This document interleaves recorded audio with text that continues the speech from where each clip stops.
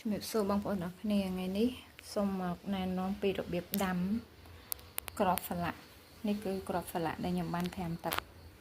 នេះគឺជាគ្រាប់ដែលខ្ញុំត្រាំទឹកហើយមួយយប់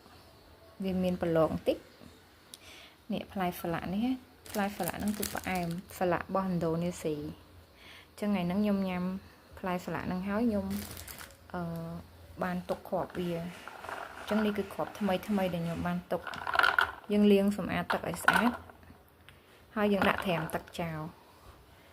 យើងអាចដាក់ត្រាំទឹកចោល24ម៉ោងឬក៏បានមួយថ្ងៃពេញទៅអាចនឹងវាចេញប្រឡងចេកទូចចេកប្រឡងទូច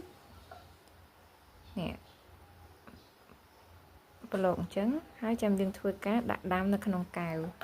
នេះគឺជាកែវដែលខ្ញុំចាស់បោះចោលខ្ញុំយកមកចោះគូតវាហើយនេះ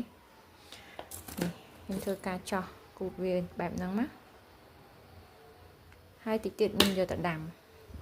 ចាំមើលថាតើយើងដាំបានលទ្ធផលបែបណាចាំទៅទស្សនារយៈពេលប្រហែលជាទុកឲ្យវាលូតលាស់បានយូរបន្តិចមួយខែអីវានឹងចេញប្រឡងហើយនេះផ្លែសាឡាក់បងប្អូនផ្លែសាឡាក់ហ្នឹងផ្អែមឆ្ងាញ់ខ្ញុំមើលពីរបៀបដាំហ្នឹងនៅក្នុង YouTuber ដែរនៅក្នុង YouTube ពីអ្នកដែលគាត់ធ្លាប់ធ្វើការដាំ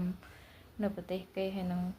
ក្នុងប្រទេសយើងដែរអញ្ចឹងណាអញ្ចឹងក៏ខ្ញុំសាកធ្វើការដាំតាមគេចាំមើលថាវាដុះអត់អញ្ចឹងណា